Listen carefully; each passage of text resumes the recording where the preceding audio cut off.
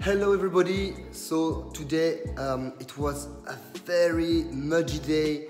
It rained so much before, so it was pretty slippery and hard.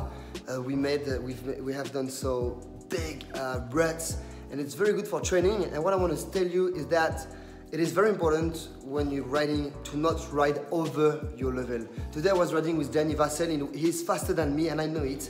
But I still wanted to, to avoid to lose too much time compared to him. But I think it is very important to not ride over your level, because what's happening then, you are going to fall. And when you fall, you risk to hurt yourself. And to break you something. So this is why don't ride over your level. Ride at your level. Feel confident and just practice on improving your techniques. That would be the best thing to do compared to somebody faster than you. Don't care about him and just ride at your own level. I think it's the advice I wanted to share with you right now. But Danny, I will tell you something. I will be back.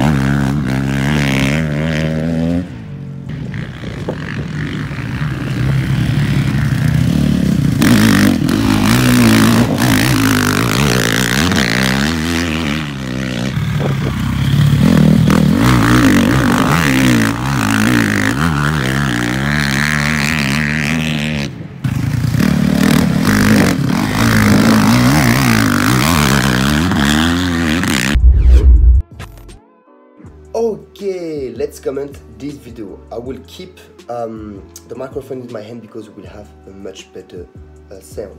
So here is Danny taking this corner, this red corner, and you will see that it's not easy, but you need to know a couple of things in order to make sure you will succeed it. So first, it is in a downhill. So what you need to do when braking in a downhill, you need to be in a backward position. So he's in a backward position. As you can see here, he's braking with his front and rear brake, and right now he's going to sit, so you can see the balance of the bike is straight, starting to tilt. So he's engaging his shoulder, he's tilting the bike, he's putting his feet next to his front wheel, and of course he will keep braking from the front brake. This is what you need to remember on the ruts. You need to keep braking with the front brake. It is very important to keep the bike balanced. And so what happening here is going to tilt the bike, is going to touch the ground with his feet. His feet will be kind of like that, not like that. He will be able to slide with the bike. And now when he starts accelerating, he will stop braking, of course, and will be able to start accelerating. As you can see here with the feet here, look at the feet. He's going to touch again here, just right now here, he touch again the ground with the feet.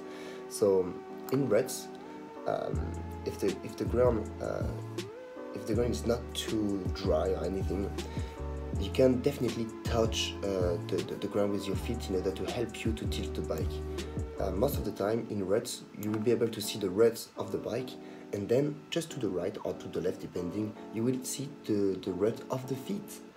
because the feet is touching the ground on the ruts.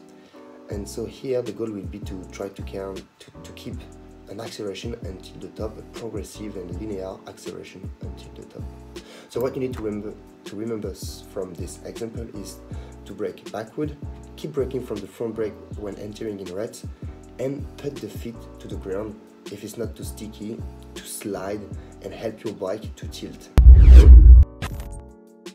Okay, so let's start the second video commented. This time it's me.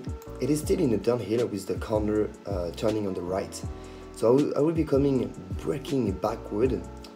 I'm tightening my bike. Please tighten your bike, and you see here there's no space between the legs and the bike. I'm touching my bike. I'm going to sit on the front when reaching the rut. I'm sitting on the front. A little parenthesis, look at my feet. The feet is like that, not like that. So if I touch the ground with my feet, I won't be blocked. It will be fluent. So here I'm touching the ground with my feet. Everything is fine, everything is working good. But here I will start struggling. Why? Because the rut is pretty deep first, and then I don't know here, but can you see here?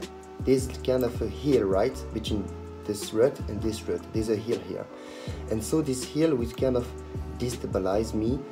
And right now here I'm going to put maybe too much power, and I will go backward a little bit. I'm jumping off my bike, and I'm going to, of course, touch the ground with my feet. Look at my feet. That's a big mistake. It is not good, but that's a good point to comment. Let's come back here. So what I should have done, what you should do in a rut like that, when there's a hill in the middle of the rut, when the rut is not regular, I will say, from the start to the end, you need to clutch a little bit. So keep accelerating a little bit and clutch. As you can see here, I'm clutching in order to reduce the power of the bike, but still have some power in order to stick the ground and pass that little hill. Here the rut is very deep. I'm maybe not seated enough on the front, so this is maybe why when I'm putting some power, I'm going a little bit backward. That's a big mistake because I'm not tightening my bike, so this is why I'm jumping off the bike, my leg coming frontward, touching the ground. So you shouldn't touch the ground with your feet when exiting the rut. That's a mistake. Otherwise, it will be doing it. You will get your legs backward, and that's dangerous. Look at this. So that's all for this rut. So what you need to remember is to get your feet like that, keep acceleration, and play with your clutch if the rut is not regular. Try as well here. That's the last point I want to mention. Here, when passing this little hill, you can try to stand up a little bit from your feet. From your seat, standing a little bit from your seat in order to smooth this little hill, so you can then get more ready for the second rut. Okay, and here is another example of a downhill, because we talked about downhills. It is with another friend in another day, but still good to learn. The thing I want to mention here, as you saw, the front wheel slide here because it was braking too hard with the front brake. It is important to brake in a downhill, of course, but don't block your wheels, rear as front. Don't block it. It is very important. Otherwise, you risk to fall, as it just almost did. In this example, there's a corner on the left after it, so I would really recommend you to stay standing up. Stay stand up in order to come to this corner. Tight your bike, and a little maybe parenthesis with the feet. You need to get your feet in a closed position in order to tighten better your bike. Closed position, it means that the point here has to be pointing that way on the left here, to be really tightening your bike instead to be opened, and so you can't tighten the bike properly. So that's a little parenthesis. You need to get your feet, of course, the maximum. Get your foot pegs the maximum to the foot toes. Is it like that you tell it? Yeah, I think so. Instead of your heel or heel, so instead of your heel, and so stand up in order to roll this corner easier. You keep speed, it will be easier for you.